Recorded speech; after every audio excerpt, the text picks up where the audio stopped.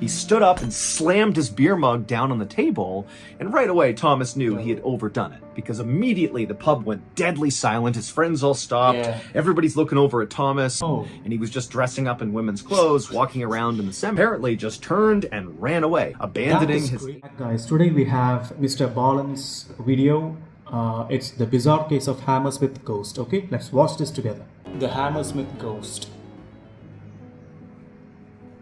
On the night of January 3rd, 1804, a 22-year-old man named Thomas Millwood sat inside of a local pub in Hammersmith, England, feeling totally annoyed. Now, normally, Thomas was a very upbeat and social person. He worked as a bricklayer, and basically every day after work, he would meet up with his friends at this pub, they would have some drinks and share stories and laugh. It would be a great time. But tonight, it was like everything annoyed Thomas, especially his friends. And as his friends droned on and on about the current drama going on in their town, Thomas finally had just had enough, and before he could stop himself, he stood up and slammed his beer mug down on the table, and right away Thomas knew he had overdone it, because immediately the pub went deadly silent, his friends all stopped, everybody's looking over at Thomas, and Thomas kind of muttered an apology, and then quickly grabbed his coat, he stood up, and just began walking like he was going to leave the pub. And the pub, again, is totally silent as he's walking, and then right as he's about to go out the door, his friends broke the tense silence in the pub, and they called out to him and said, "Hey, be careful out there." And Thomas just looked at his friends and kind of rolled his eyes and said, "Yeah, okay," and then he went outside.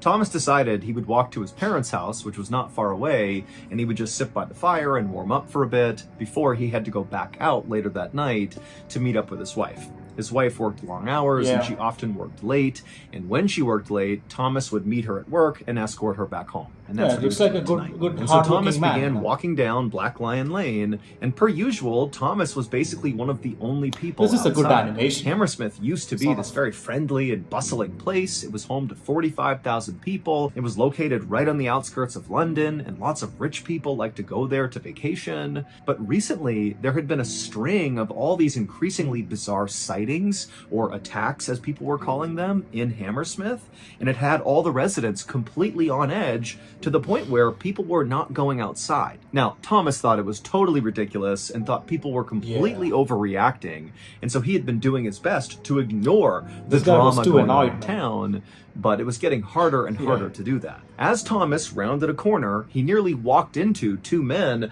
that were walking the other direction, and when Thomas looked up to say he was sorry, one of the men screamed, "Get back!" and he was holding a club in his hand, and the other guy had a pistol in his waist, and he had his hand on the pistol grip. Thomas instinctively threw his hands up to show he was not a threat, at which point the man lowered his club, and the other guy took his hand off his pistol, and one of them said to Thomas, "Hey, it's dangerous to be out here alone. You should not be out here by yourself." And then before Thomas could say anything to them, they quickly walked past him and disappeared around the corner. By now, Thomas was only a few houses away from his parents' house, and so he just kind of brushed off the incident and sped walked his way to his parents' house, kind of cursing the two men under his breath for their ridiculous warning about how dangerous it was out here. A minute later, Thomas arrived at his parents' house, and he walked up to the door, and normally his parents would keep the door unlocked, but when he tried it, it was locked, and then a second later, he heard his sister, Anne, inside the house coming to the door, and she called out through the door, "Who's there?" And Thomas is like, "It's me, Anne." But apparently that was not enough, and Anne called through the door, "Well, I don't know if it's really you, so back up so I can see you through the peephole." Thomas rolled his eyes, but he did what his sister asked. He stepped back and allowed her to see his whole person through the peephole, at which point he heard Anne fumbling with the lock. The door was unlocked. She opened it up. Thomas stepped inside, and his sister immediately shut and locked the door behind him.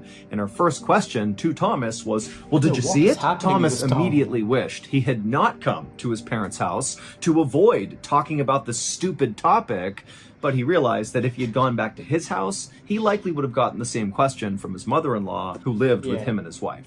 Because actually, it didn't really seem to matter where you went in Hammersmith or who you talked to, because the conversation was always going to be the same. It was going to be about these attacks, because the people of Hammersmith were absolutely convinced these attacks were being committed by a ghost. It all started about 2 months earlier when somebody spotted this mysterious figure lurking in the church cemetery.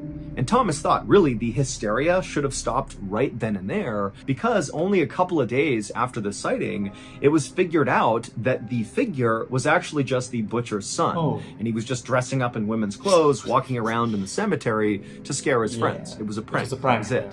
But the hysteria in town did not go away, because a week after this first weird sighting, there was another sighting in the cemetery. A local chimney sweep said he saw someone walking around in the cemetery who disappeared into the ground. Now, admittedly, a lot of people in Hammersmith, when they heard about this second sighting, they did kind of brush it off as just hysteria. But it was after this second sighting that the so-called attacks began in town. Late one night, a local resident was walking past the cemetery when something came up behind them and began choking them, and this resident was able to break free and run away to safety, but they turned and got a look at whatever was attacking them, and they described it as a phantom. Shortly after that, a local carriage driver was going past the cemetery when they got out for some reason, and then this creature with horns on its head came charging out and confronted the carriage driver, who apparently just turned and ran away, abandoning his 8 horses and 16 passengers. And so by late December, there had been so many more of these strange attacks and weird sightings in town that basically everybody in Hammersmith, save for basically Thomas, was totally gripped by fear. And as terror kind of spread across town, Thomas had attempted to convince his wife and mother-in-law and his family that there was just no way this was a real ghost. This is people's paranoia and their imaginations running wild. That's all this is. But Thomas's theory was really put into question when just a few days earlier, so a few days before he stormed out of the pub because he was so annoyed, somebody had died following one of these attacks. A pregnant woman had died. The woman had been walking alone near the church cemetery at about 10 p.m. at night when something in the cemetery had rose up out of the ground, rushed over to her, and grabbed onto her, and she barely had time to kind of turn and look, and she saw this kind of white flowing robe and a long pointed white hat, and that was all she remembered, because then she passed out.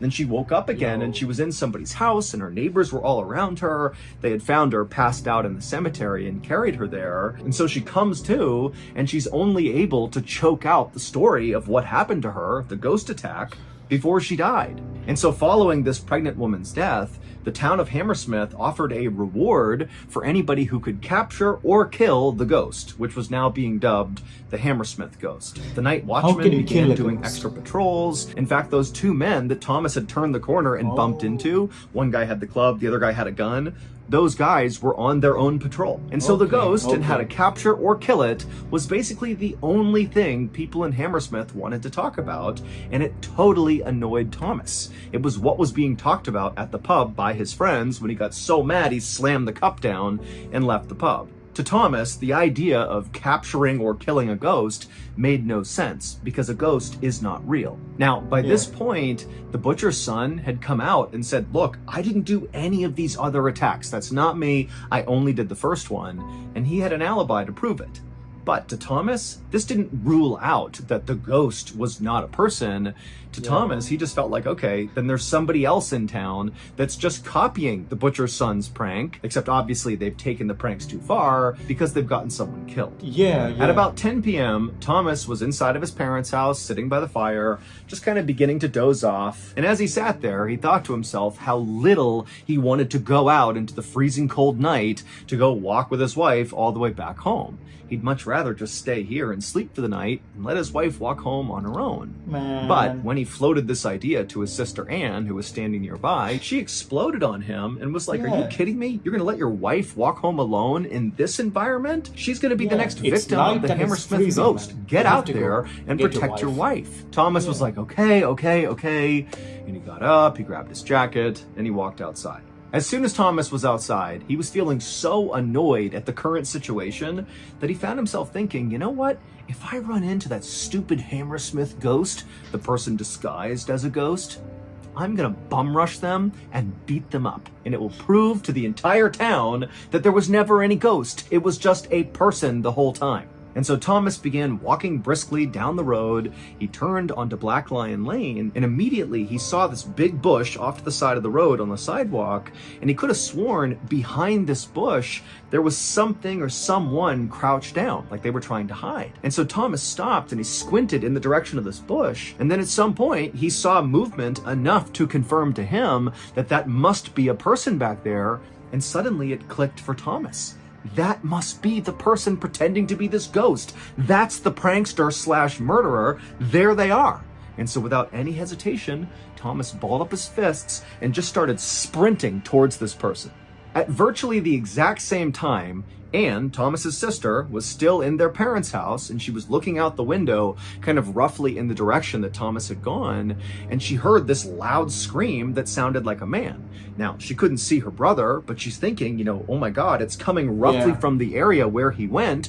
What if he's getting attacked by the ghost? And so she bolted outside. Just a couple of minutes after that, a big posse of men came tumbling out of that pub where Thomas had been drinking earlier that night and got really mad and slammed his cup down. So they come stumbling out of the pub, and they were being led not by the night watchman who was amongst the posse, but instead they were being led by the town's tax collector, a man named Francis Smith, who looked totally disheveled and out of breath and did not look like the type of guy who would be leading a big posse. But here we were. He was leading this posse, and he took them down the road, and they turned the corner onto Black Lion Lane, and as soon as they looked down that same road that Thomas had been on and then seen the person in the bush, the posse, they stopped because they saw a body in the middle of the road, and it didn't appear to be moving. And then crouched over the body was this dark figure that was kind of hunched over this body. And the figure turned and it looked at the posse and let out this unbelievable scream. And the posse just kind of backed up and didn't know what to do. But then the night watchman broke ranks and just began sprinting at the creature that was perched over the body. And the watchman tackled the creature onto the ground and kind of pinned it there. At the same time, the rest of the posse, seeing an opening, rushed over to the body in the road to see if maybe they were alive and if maybe they could help this person. But unfortunately, when they got to the body, they could tell this person was dead. The posse believed they had just discovered the latest victim of the Hammersmith Ghost and the Hammersmith Ghost themselves, the black creature that the watchman tackled onto the ground. But they were wrong. When Thomas had rounded the corner onto Black Lion Lane and he looked into that bush and he saw that figure moving around, it really was a person. It was not a ghost, it was a human being. It was Francis Smith, the town's tax collector, and he was hiding behind the bush. However, Francis was not hiding behind the bush because he was pretending to be the Hammersmith Ghost, like Thomas was assuming, which is why he ran after him. Instead, Francis was hiding behind that bush because he was basically laying in wait for the Hammersmith Ghost. He was hoping the ghost would walk past him and he could run out and capture or kill this thing and get the reward. Basically, Francis was doing the same thing Thomas was doing.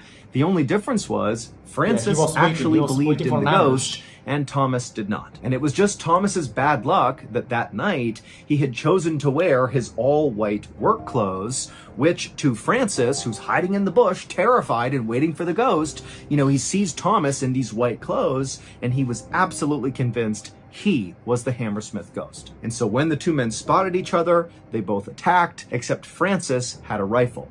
And so when Thomas ran up to him to basically punch him in the face, Francis just raised his gun and fired. And the bullet hit Thomas directly in the face, which killed him instantly. But after shooting and killing Thomas, Francis had no idea that it was a real person. He was so jacked up on adrenaline that he did think he shot the ghost, but didn't know if the ghost was actually dead or not, and he didn't want to be alone when he checked, so he just turned and ran to the pub, gathered up the posse, and said, "Hey, I got the ghost, come on!" And they all ran back to Black Lion Lane, and when they got there, Thomas's sister, Anne, who heard that scream, she had made it to her brother's body, and she was the creature crouched over him, screaming out of grief. That's all she was doing. She had just found her dead brother and was reacting to it when the watchman tackled her to the ground.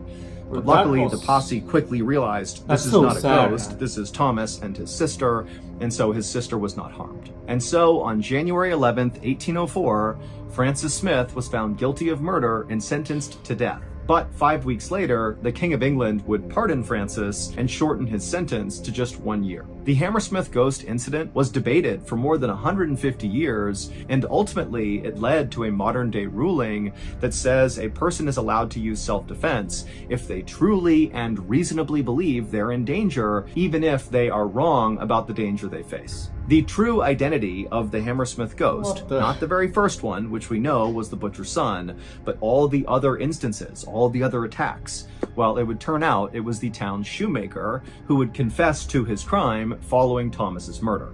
He would tell people that the only reason he did it was to get revenge on his apprentices who had really badly scared his children by telling them ghost stories. Man, this is so dumb. Thank you so much for watching. Let me know what you thought. Yeah, that's it, guys. Go ahead and subscribe to Mr. Baldwin, and please like and subscribe. Comment down below if you like this video. And yeah, it's so crazy, man. People can do so crazy things for such a dumb reason. Because of that, you know how many people got killed. Alright guys, please like and subscribe. I'll see you in the next one. Bye bye.